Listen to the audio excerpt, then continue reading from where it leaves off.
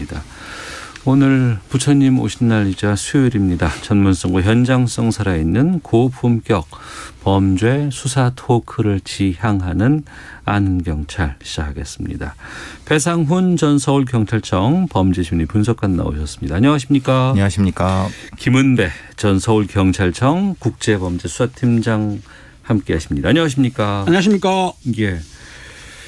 저희가 2주 연속 다뤘던 내용입니다. 한강공원에서 숨진 채 발견된 고 손정민 씨의 여러 가지 사망 전의 행적 이런 것들에 대한 궁금증들도 많고 또 요즘에는 여기저기서 관련된 정보들이 많이 지금 나오고 있어요.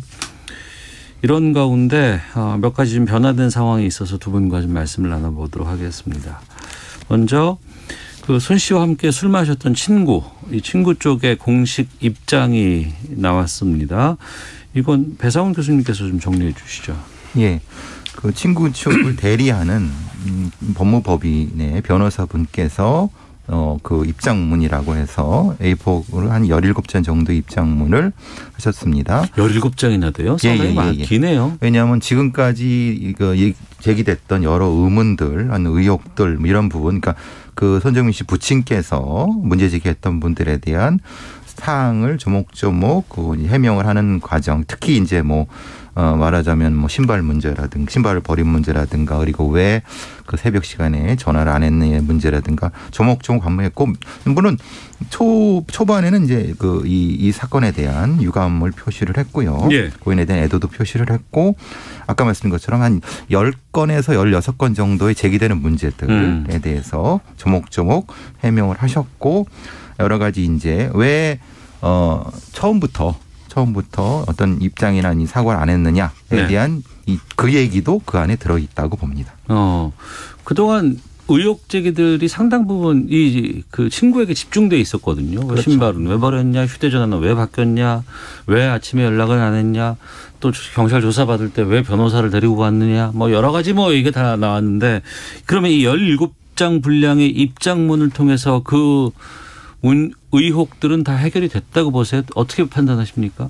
지금 일단은 그 5월 17일 날 발표를 했는데 해명문이라고 하지만 변명문이죠. 일단은 그 일반 그 고인의 부친 쪽에서 제기하는 의혹이라든지 아니면 일반 네티즌이라든지 일반 여론들이 그 의심을 제기하는 게 많았었거든요. 그래서 조목조목 반박은 했습니다. 내용을 들어다 보니까 실제적으로 그 친구가 신발 버린 내용 같은 경우도 토사물이 묻어가지고 밑창도 낡았다 해서 어머님이 버렸던 걸로 하던지 휴대폰 바뀐 것에 대해서는 전혀 기억을 못하고 있어요. 그러니까 명확한 것에 대해서는 설명을 하는데 휴대폰 바뀐 부분 같은 경우에는 모르겠다. 그러니까 블랙아웃이 돼가지고 알 수가 없다. 이런 부분이기 때문에 완벽한 해명은 아니라 하더라도 일부 이 네티즌이라든지 그 고인의 부친이 주장하는 의혹에 대해서는 소명했다고 보는 거예요. 그러니까 지금 중요한 거는 고인의 부친은 하나하나 의심스러운 거고 그 친구의 가족이라든가 부친의 친구 입장에서 볼 때는 친구 입장에서는 기억이 안 났다. 술 많이 먹어서 그렇고 친구의 부모 보게 되면은 사실은 4월 27일부터 조사를 받았지 않습니까?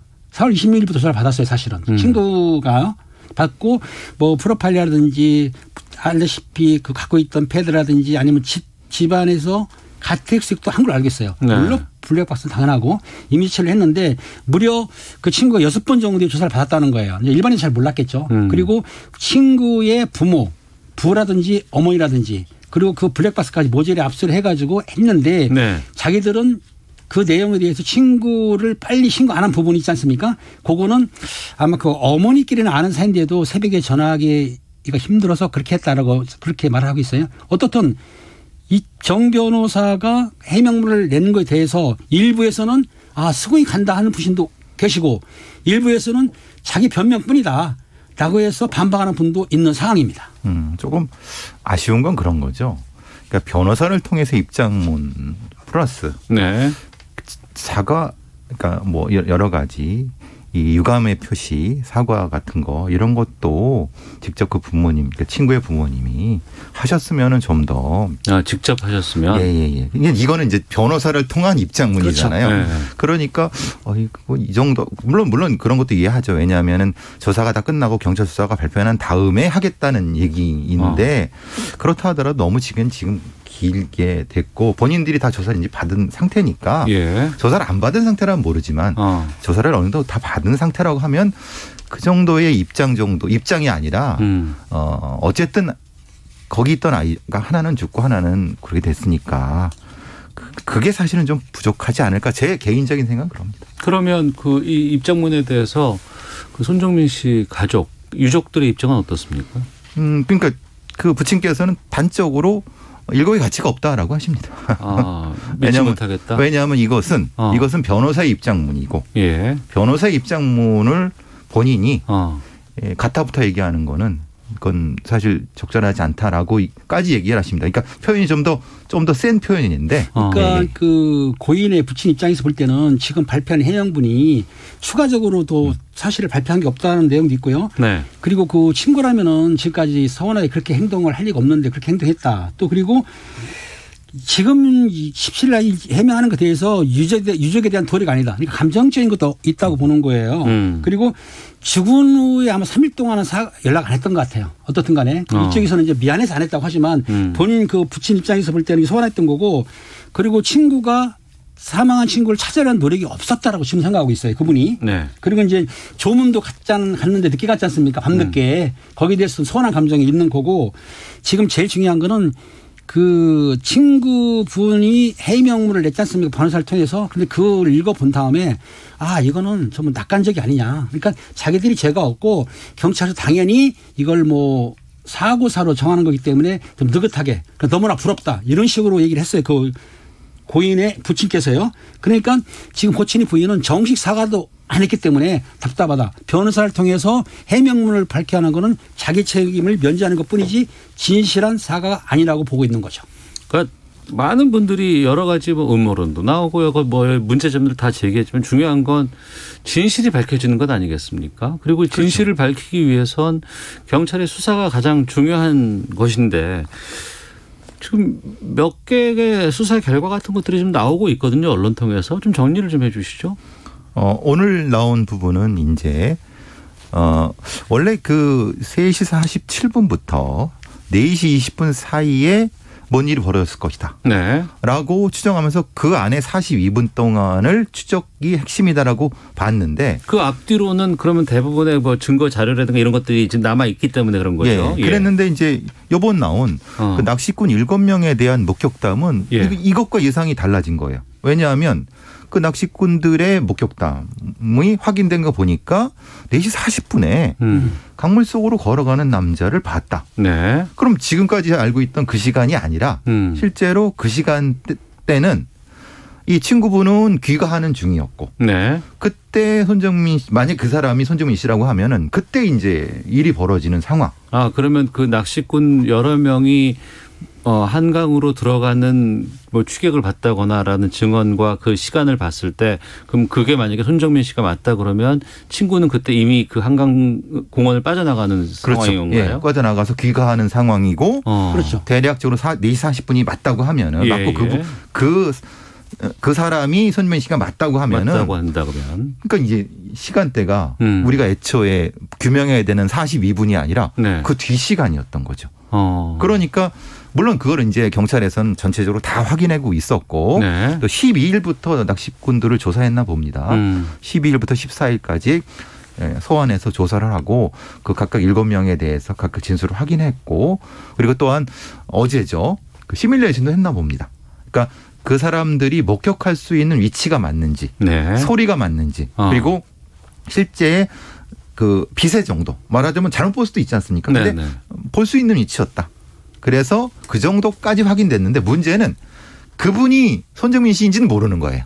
그러니까 누군가가 들어간 건 맞는데 그분이 손정민 씨는 아직 모르겠다. 수사 중이다라고 하고 있는 거죠. 그동안 일주일 사이에 나온 그 수사 상황에 대해서는 어떻게 보고 계세요? 김은배 지금 팀장께서는. 경찰에서는 그 당시에 한강 그 부근에 지냈던 154대 차량에 대해서 일일이 점검했습니다. 그런데 그 결과에 다른 지금 목격담이 나왔는데 당시에 7명이 따로따로 모였어요. 7명이 모여서 낚시를 하던 중에 그중에 한 명이 남성이 무릎 한강에 들어가면서 무릎에서 가슴까지 가는 걸 본 거예요. 그러니까 네. 사람이 저기 있다가 소리를 쳤는데 당시에 조사를 경찰이 해보니까 물론 조사할 때 분리해 조사를 합니다. 5명 정도가 볼 때에 4시 40분경에 남성이 수영하듯이 들어가더라.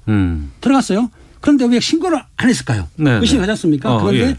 가끔 한강에서 사실은 수영하는 사람이 있어요. 새벽에요? 예. 실제로적으로는. 그러다 보니까 그 낚시꾼들 입장에서 볼 때는 그 사람들이 뭐 물에 들어간 사람이 소리치거나 하는 것도 아니고 수영하는 것 같이 보였기 때문에 실제적으로는 신고를 안 한 거예요. 그러니까 그중에 한 명이라도 신고를 했으면은 이 상황이 좀 달라졌을 텐데 그 사람이 들어가는 걸 보고도 수영하는 거라 생각하고 또 나오는 건 보지 못했다는 거예요. 그리고 그 사람들은 다시 끝난 다음에 가버린 거예요. 이 내용이 사실은 처음에 진술을 않다가 이번에 차량을 일일이 하는 과정에서 드러나게 됐기 때문에 이제서야 그 당시에 입수한 사람의 목격자가 나왔는데 실제로 그 입수한 사람이 손정민 씨라고는 아무도 확인할 수는 없는 거죠. 왜냐하면 네. 그날 서울시에서 63명이 실종자가 발생을 했는데 그중에 6명은 신원을 찾지 못했어요. 그럼 6명 중에 1명일 수도 있지 않겠냐라고 보는 분이 있고 어떤 쪽에서는 그러면은 손정민 씨가 누워 있다가 어떤 이유든지 무수에 들어간 거 아니냐 하는 두 가지 설이 좀 나오고 있는 거죠. 이제 그 새벽 시간에 취객이 한강에 들어갈 수 있느냐. 근데 가끔 그런 경우가 있어갖고 하지 말아야 될 행동인데 네. 그런 게 있으니까 완전히 불가능한 건 아니다. 그러니까 이것이 이제 사건 자체가 좀 헷갈리는 거죠. 새벽에 그 솔직히 4월이면 좀 추워요. 그렇죠. 밤이죠. 네. 조금 싸늘한 편이죠. 네. 낮에는 따뜻하다고 하더라도 그 새벽에 젊은 사람이 한강으로 막 수영하면서 들어가는데 그걸 또 아무도 제지도 안 제지도 안 하고 신고도 안 한다는 것도 좀 이해가 안 가지만 그리고 또 정말 그런 사람이 있다고 하니까 또 있군요. 이런 근데 생각이 그게 들기도 하고. 가능성이 떨어지지만 그 경찰 일하는 사람들이나 소방 일하는 사람들은 분명히 그런 사람들이 있거든요. 그래서 그렇게 해서 이제 들어가서 수영하는 분도 있지만 그렇게 해서 사망하는 분도 계시거든요. 네. 그러니까 그 손모 씨가 사실은 술에 취해서 의식이 반쯤 없는 상태에서 물에서 입수한 것이냐라고 하는데 아마 손 씨 부친 같은 경우에는 손모 씨가 아마 수영을 참 안 하고 물회를 싫어한다고 그랬기 때문에 네. 거기에 대해서는 일고에 가치 없다고 딱 자르는 것 같아요. 예. 하지만 경찰에서는 그래도 이 목격자 7명이 있기 때문에 그 목격을 진술을 또 확인하기 위해서 또 특별히 조사를 해야 될 것 같아요. 왜냐하면 뭐 만약입니다. 그 목격자들이 본 사람이 사망했던 손모 씨라고 한다면은 이건 이제 사고사로 단정이 되는 거지 않습니까? 네. 그러니까 목격자들이 진술도 다시 한번 확인해야 되지만 실제적으로 그 당시 손모 씨가 들어갔다고 한다면 손모 씨의 부검할 때 입었던 옷 같은 거 그런 물에 그렇지 않습니까? 양발이라든지 다시 한번 정확히 검증을 해서 과연 그 당시 10시 40분에 입수한 사람이 손 씨가 맞느냐 아니냐 이게 관건인 거죠. 그리고 지금 이제 그 친구분의 휴대전화 수색은 지금 성과는 없습니다.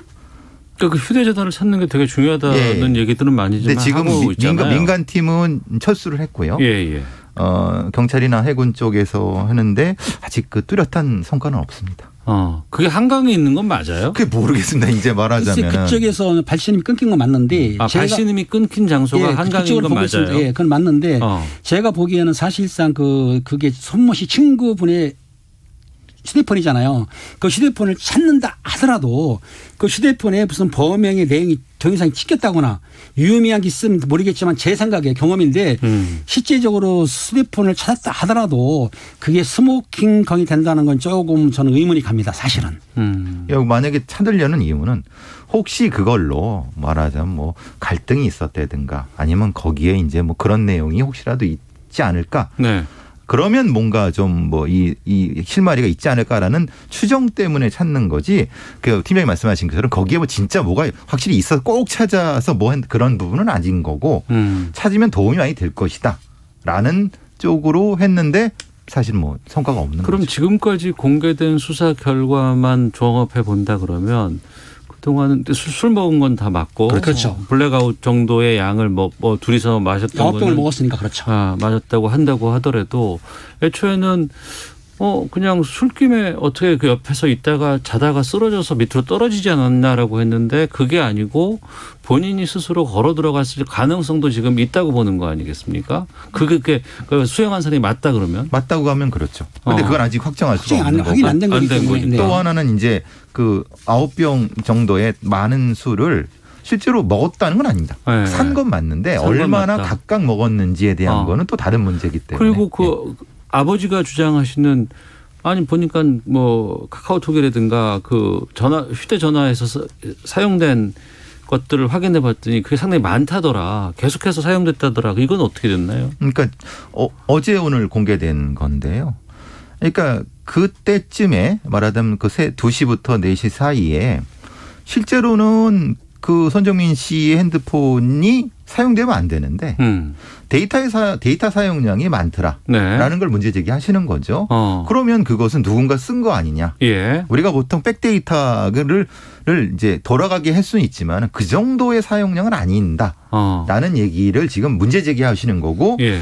그거는 이제 디지털 포렌식을 통해서 경찰이 발표할 내용입니다. 그러니까 발표하게 되면 실제로 거기서 말하자면 어느 사이트를 들어갔다든가 아니면 뭐 흔히 말 SNS 뭘 썼 그런 거 나오면은 그거에 대한 수사는 이제 결과가 명확히 되겠죠. 지금 아무튼 경찰에서는 그 사건 이후로 4월 26일부터 5월 15일까지 손 씨의 친구분, 가족, 엄마 그리고 가택수색부터 해가지고 압류를 다 한 상태예요. 그리고 포렌식도 해가지고 확실하게 지금 수사를 했는데도 정확하게 지금 발표를 못하고 있습니다. 신증을 기하는 거죠. 그런 와중에 지금 목격자가 7명이나 발견했기 때문에 좀 더 수사에 활력은 붙었는데 경찰에서는 지금 명확하게 증거가 확보 안 됐기 때문에 이걸 사고사다 아니면 이게 사건이라고 정확히 발표를 안 하는데 제가 보기에는 한 1, 2주 내에 사건 결과를 발표해야만이 그래야만이 이제 그 가족도 그렇고 또 친구분 가족도 그렇고 피해자 가족도 그렇고 이 내치등 같은 경우에도 어느 정도의 그 진정이 되는데 아직도 지금 경찰에서 신중하게 생각하기 때문에 발표를 안 하는 것 같습니다. 그 부분은 이제 혹시 이제 손정민 씨가 아닌 또 다른 실종자일 수도 있는 겁니다. 그러니까 그건 또 기다려 봐야 되겠죠. 조금만 기다려 보면은 다른 어떤 신고가 들어올 수도 있으니까 그것도 좀 필요한 부분인 거죠. 네. 기본적으로는 어찌됐건 간에 우리 주위에 있던 젊은 청년이 안타깝게 숨진 것에 대해서는 너무 안타깝고 마음이 아프고 또 추모하는 마음을 갖고는 있어요. 근데 또 이례적으로 이 추모 열기가 너무 뜨겁고 너무 관심이 높다라는 지적들 좀 나오는 것도 많고요. 한편에서는 뭐 불신이라든가 음모론까지도 지금 너무나 과하게 지금 제기가 되고 있는 상황입니다. 3489님은 술 마시고 놀던 친구가 죽은 것도 충격일 텐데 너무하는 거 아닌가 싶어요. 확실하지도 않은 걸 친구를 위해서라도 확실하게 수사가 되고 또 결과가 나와야 된다라고 합니다라는 의견도 주셨는데 이 사건에 대해서 많은 관심이 이렇게 몰리는 이유는 두 분께서는 어떻게 보세요? 네, 제가 보기에는 이제 일반 대학생, 그 아까운 대학생들이 실제적으로 두 사람이 같이 있다가 한 명이 사망을 했습니다. 그것도 술을 마시는 중인데 더군다나 위험한 장소도 아닌 한강변에서 왜냐하면 한강변에서 많은 사람들이 제가 알기로는 저녁에 그 공간을 이용하죠. 공간을 이용하는데 그중에서 사망했는데 사망한 당시에 의혹이 좀 여러 가지가 있어요. 그러다 보니까 그 느낌이 일반 네티즌이나 시민들에게 그 전이가 된 거예요. 아, 우리 아들이나 우리 자식들도 그럴 수도 있겠구나. 예. 그렇기 때문에 많은 사람들이 관심을 갖고 여기에 막 부응을 한 다음에 여러 가지 일이 발생하는데 어떻든 간에 그렇다 하더라도 마음은 가져주시는 건 좋은데 수사하는 건 경찰입니다. 그렇죠. 경찰이 수사하는 내용을 좀 지켜봐 주시고 나서 해야 되는데 지금 저 의혹만 가지고 많이 그렇게 하게 되면은 수사에 또 진행에 방해될 수 있으니까 조금만 참아 기다렸다가 경찰에서 발표하는 내용을 보고 거기 또 의문점이 있으면은 그때 가서라도 의문점을 제기하는 게 어떤가 싶어요. 저는 어떤 제도적인 측면 한 번 더 봐야 될 것 같다. 왜냐하면 경찰이 수사를 하는 거를 어느 정도까지는 공보를 해줄 필요는 있는데 그걸 일일이 다 할 수는 없는 거지만 어느 시점에서 어느 정도까지 해야 될 것은 우리가 이제 언론인들과 같이 일정의 합의가 필요한 것이 아니냐. 그러니까 어떤 거는 되게 관심을 가지고 어떤 거 예를 들면 고 이선호 씨 사건은 관심이 같은 죽음인데 왜? 예를 들면 이런 거죠. 산재 사고. 예를 들면 그런 거죠. 이것은 우리 사회에서 어떤 이런 거를 다룰 수 있는 좀 사회적 합의가 필요한 것이 아니냐. 그리고 일정 정도 정보의 제공, 알 권리 차원에서의 최소한의 것이 어느 정도일까에 대한 부분도 우리가 충분히 고민해봐야 될 것 같습니다. 알겠습니다. 아는경찰 함께하고 계시는데요. 기상청 연결해서 미세먼지 살펴보고 교통정보도 확인하고 돌아오겠습니다. 날씨와 미세먼지 정보 윤지수 씨입니다. 네, 아는경찰 다시 돌아왔습니다. 인천의 한 노래주점에서 손님을 살해를 했고 또 그 이후에 시신을 유기한 피의자의 신상이 공개가 됐습니다. 인천 노래주점 살인범 87년생 허민우라고 공개가 됐는데요. 김은배 팀장님, 이 뭐 혐의라든가 신상 공개된 배경부터 좀 설명해 주시죠. 그렇습니다. 간단하게 설명하게 되면요. 지난달 22일 날 오전 2시 23분경에 인천 중구에 있는 모 신포동에서 노래주점에서 40대 남자가 노래방에서 노래를 부르며 술을 마셨는데 주인하고 시비가 됐어요. 술값 시비가 됐는데 그 피해당한 분이 112로 신고를 했어요. 그러니까 그 분노를 느낀 거야. 네. 그 업주가. 그래서 그 주먹가발로 해가지고 피해자를 사망을 시켰습니다. 그런 다음에 신체를 훼손을 했습니다. 예. 그리고 마트에 가가지고 락스 같은 거 사와서 흔적을 없앤 다음에 자기 비어있는 노래방에 이틀 동안을 유기시킨 다음 이틀 후에 차를 가지고 강화도라든지 돌아다니다가 결국에는 부평구에 있는 철마산이라고 있어요. 네. 거기 숲에다가 유기한 사건입니다. 그런데 그 4월 26일 날 그 실종된 부친이 신고하는 바람에 경찰에서 수사를 하다가 본인이 그 업주를 체포를 했습니다. 지금 말하면 허민우 씨를 체포했는데 네. 처음에는 자백을 부인했지만 경찰들이 아내를 수색을 해보니까 네. 혈흔하고 피해자의 인체 일부가 나온 거예요. 아, 노래주점에서 예, 그 안에서 남아 있었어요. 예, 화장실 이런 데서. 그렇기 때문에 그걸 증거로 되니까 자백을 했습니다.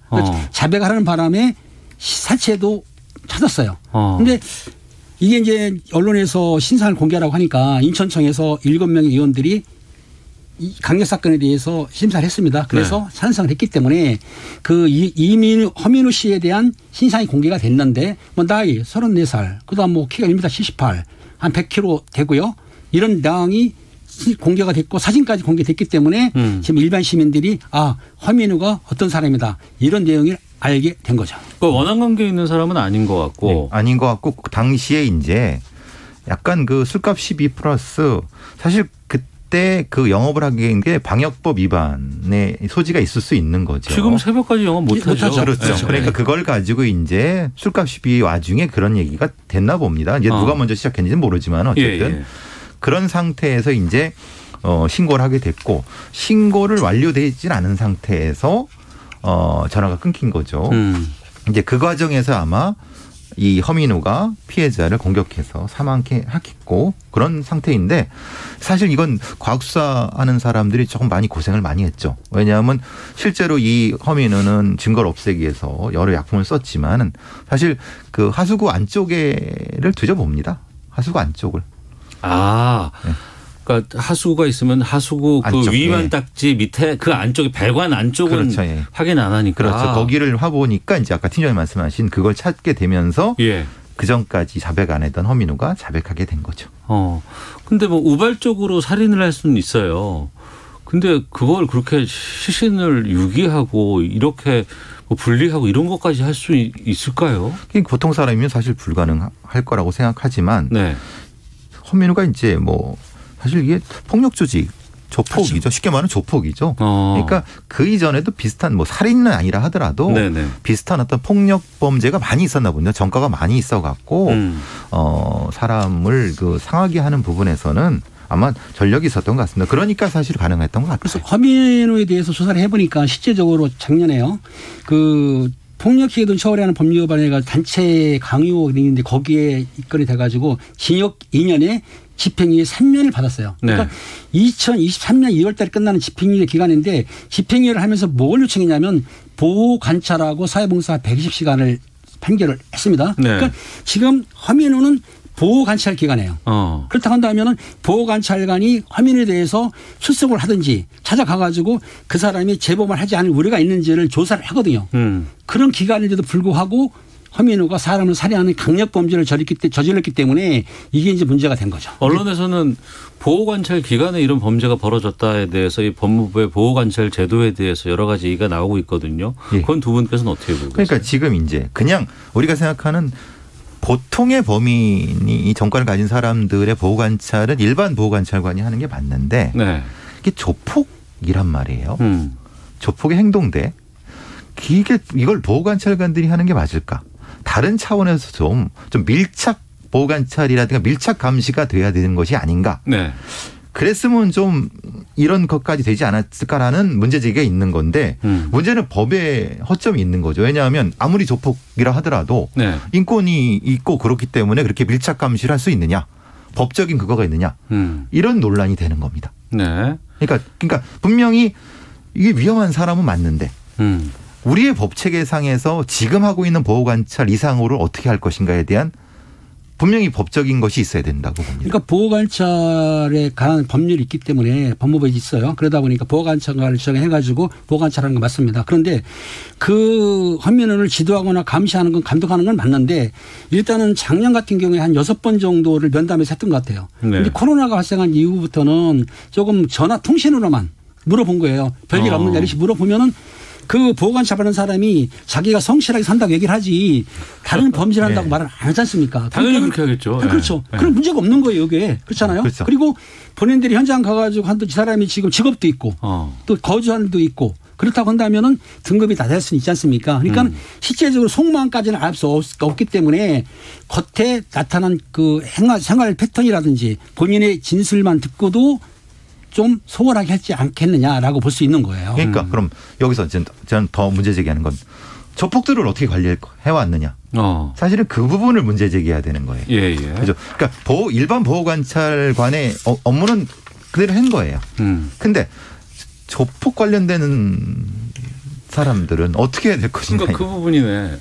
영화 보면은요, 네. 뭐 형님 나오신다 그러면 쭉 그렇습니다. 나오잖아요. 이제 쭉 기다리고 있다가. 그렇죠. 그럼 그 범죄로 인해서 죄값을 다 치르고 만약에 나온 사람들.